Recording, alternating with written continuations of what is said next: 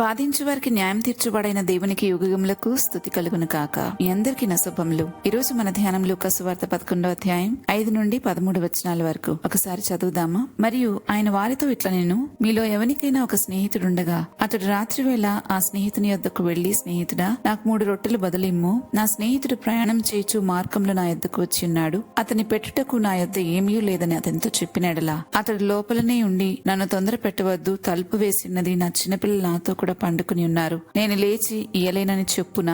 అతడు తన స్నేహితుడైనందున లేచి ఇయ్యకపోయినను అతడు సిగ్గుమాలి మాటిమాటికి అడుగుట వలనను లేచి అతనికి కావలసినవన్నీ ఇచ్చును అని మీతో చెప్పుచున్నాను. అటువలే మీరును అడుగుడి మీకు ఇయ్యబడును, వెదకుడి మీకు దొరుకును, తట్టుడి మీకు తీయబడును. అడుగు ప్రతివానికి ఇయ్యబడును, వెదకువానికి దొరుకును, తట్టువానికి తీయబడునని మీతో చెప్పుచున్నాను. మీలో తండ్రి అయిన వాడు తన కుమారుడు చేపనడిగితే చేపకు ప్రతిగా పామునిచ్చునా, గుడ్డును అడిగితే తేలునిచ్చునా. కాబట్టి మీరు చెడ్డవారయుండి మీ పిల్లలకు మంచి ఈవులనియ్యనెరిగి ఉండగా పరలోకమందున్న మీ తండ్రి తన అడుగు వారికి పరిశుద్ధాత్మను ఎంతో నిశ్చయముగా అనుగ్రహించునెను. ఈ అధ్యాయంలో మొదటి 4 వచనాల్లో యేసుప్రభువు వారు శిష్యులకు ప్రార్థనలో ఏం చేయాలో, ఏం అడగాలో చెప్పిన తర్వాత 5వ వచనం నుండి ఎలా అడగొచ్చో చెప్తున్నారు. ఇక్కడ మనం గట్టిగా పట్టుకోవాల్సిన మాటలు 2 ఉన్నాయి. ఒకటి సిగ్గుమాలి, 2 మాటి మాటికి అడగడం గురించి. ఈ ఉపమానంలో మనకు 3 పాత్రలు కనబడుతున్నాయి. అర్ధరాత్రి వచ్చి అడిగిన వ్యక్తి అంటే ప్రార్థించే విశ్వాసి, ఇంట్లో లోపల ఉన్న స్నేహితుడు అంటే దేవుడు ఉపమానాత్మకంగా,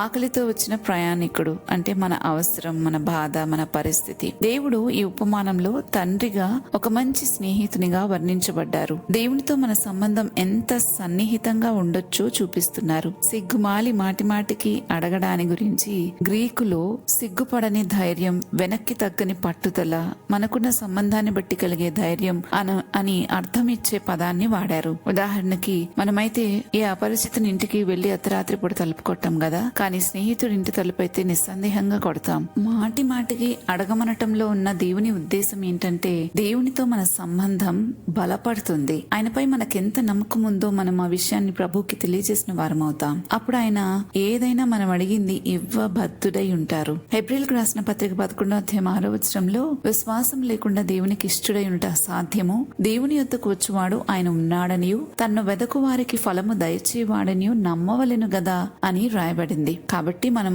ఆయన ఇస్తారు అని నమ్మాము అని చూపించడానికి మనం మాటి మాటికి చేసే ప్రార్థన సాక్ష్యం ఇస్తుంది. ఎంత ఆశ్చర్యమో కదా. దేవుని దగ్గర నుండి ఏదైనా పొందుకోవాలి అంటే ఎలా అడిగితే తన దగ్గర నుండి పొందుకుంటామో కూడా తానే స్వయంగా మనకు బోధించటం, తన అడుగు వారందరికీ ఫలము దయచేసే దేవుడు అని అంటే ఇదేనేమో. మనుషులైతే విసుక్కుంటారు, ఆలస్యం చేస్తారు, కొన్నిసార్లు ఇంకా చాలు మళ్ళీ రావద్దంటారు. కానీ దేవుడైతే ఆయన ఎన్నడూ విసుక్కోడు. మళ్ళీ మళ్ళీ అడగటం వల్ల మనల్ని అపరాధులుగా ఎంచడు. మన ప్రార్థన, విన్నపాలు మాటి మాటికి అడగటంతో అవి దేవుణ్ణి ఎంతో సంతోషపరుస్తాయి. ఆయన వాటిని ఎంతో సంతోషంగా స్వీకరిస్తారు. అందుకే 9-10 వచనాల్లో అడుగుడి ఇవ్వబడును, వెతకుడి దొరుకును, తట్టుడి తీయబడును అని రాయబడింది. అంటే అడిగిన వారందరికీ ఇవ్వబడుతుంది, వెతికితే దొరుకుతారు, తట్టువానికి తీయబడుతుంది. దేవుడు మనకి ఇవ్వాలనుకుంటుంది పరిశుద్ధ ఆత్మను. పరలోకమందున మీ తండ్రి తన అడుగు వారికి పరిశుద్ధాత్మ ఎంతో నిశ్చయంగా అనుగ్రహించును అని చివరి వచనంలో మనం చూస్తాం కదా. అయితే రొట్టెలు కాదు, సమస్య పరిష్కారం మాత్రమే కాదు, దేవుడు మన పరిస్థితిని కాదు గాని మన అంతరంగంలో మార్పును తీసుకురావడానికి ఇష్టపడతారు. అప్పుడు ఆటోమేటిక్ గా అన్నిటిలోనూ మార్పు వస్తుంది. ఎందుకంటే పరిశుద్ధాత్ముడు ఉన్న చోట అన్నిటికీ పరిష్కార మార్గం ఉంటుంది. ఈ వాక్య భాగం చెప్పే గొప్ప సత్యం ఇదే. దేవుడు దూరంగా ఉండేవాడు కాడు. ఆయన సార్వభౌమ అధికారాన్ని మనల్ని నియంత్రించడానికి ఉపయోగించేవారు కాదు. దేవుడు మనతో ఎంతో సన్నిహితంగా ఉండాలనుకునేవాడు. మనము ఆయన్ని మాటి మాటికి అడగడంతో ఎంతో సంతోషించేవాడే గాని విసుక్కునేవాడు కాడు. ఈ లోకంలోని తండ్రులు మంచి వాటిని తన పిల్లలకి ఇవ్వాలని కోరుకుంటే మరి మన పరలోకపు తండ్రి మరి నిశ్చయంగా మంచి ఇస్తారు కదా. మనలో చాలా మంది అనుకుంటాము, నేను 80 మార్క్స్ అంటే 80 మార్క్స్ అడిగితే కనీసం 60 అయినా 60 అయినా ఇవ్వకపోతారా అని, నేను అవసరం కొద్దీ కారు అడిగితే బైక్ అయినా ఇవ్వకపోతారా అని. మనకు కలిగే ఈ ఆలోచన చాలా తప్పు. ఆయన గురించి వ్రాయబడింది,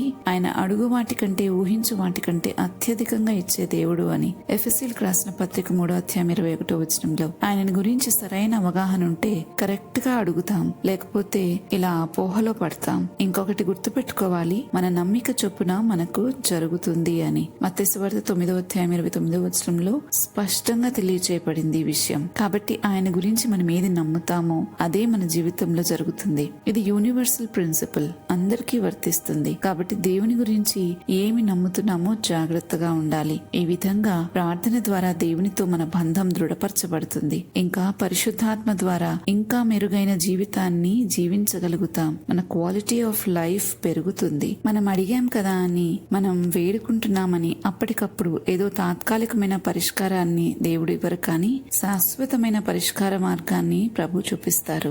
ఆయన ఇచ్చేవి మన ఊహకు మించినవై ఉంటాయి కనుక వాటిని అర్థం చేసుకోవటానికి, రిసీవ్ చేసుకోవటానికి మనకే సమయం పడుతుంది. అందుకే కొన్నిసార్లు ప్రార్థనకు జవాబు ఆలస్యమైనట్లు అనిపిస్తుంది, కానీ ఆయనైతే తప్పకుండా ఆన్ టైం వర్క్ చేస్తారు. ఇందులో ఏమాత్రం సందేహం లేదు. కాబట్టి మనమందరము ప్రతి విషయంలో ప్రార్థన విజ్ఞాపనలతో దేవుని సన్నిధిలో ఉండటం మనకి క్షేమం, మనకెంతో అవసరం కూడా. ప్రార్థించుకుందామా? మహోన్నతుడైన మా దేవా, నీకు స్తోత్రాలు చెల్లిస్తూ ఉన్నాం తండ్రి. మేము ఎన్నిసార్లు ఎన్ని విన్నపాలతో నీ సన్నిధికి వచ్చిన ప్రతి విన్నపాన్ని ఏ ఒక్కటి కూడా నిర్లక్ష్య పెట్టక ప్రతి దాన్ని పట్టించుకుంటున్నందుకు మీకు స్తోత్రాలు చెల్లిస్తున్నాం తండ్రి. ఇంతగా మా మీద శ్రద్ధ వహిస్తున్న మా దేవా, నీ చిత్తానికి మమ్మల్ని మేము ఒప్పగించుకుంటున్నాము ప్రభువా. దయచేసి నీ పరిశుద్ధాత్మ శక్తితో మమ్మల్ని నింపమని వేడుకుంటున్నాం. మరి అడుగుతున్నాము తండ్రి, పరిశుద్ధాత్మ శక్తి మాకు కావాలి కనుక నీ శక్తిని మాకు ప్రసాదించి తండ్రి, పరిశుద్ధాత్మ శక్తి ద్వారా మా క్వాలిటీ ఆఫ్ లైఫ్ పెరగడానికి, మా జీవన విధానం అంతా కూడా నీకు, నీ చిత్తానుసారంగా ఉండడానికి కృప చూపమని, నీకు మహిమకరంగా బ్రతకడానికి సహాయం చేయమని వేడుకుంటూ ఈ మనలన్నీ యేసుక్రీస్తు ప్రభు నామంలో ప్రతిమాలుతున్నాము తండ్రి. ఆమెన్. రేపటి ధ్యానంలో మరలా తిరిగి కలుద్దాం. అంతవరకు దేవుని కృప మనందరికి తోడైండును గాక. ఆమెన్.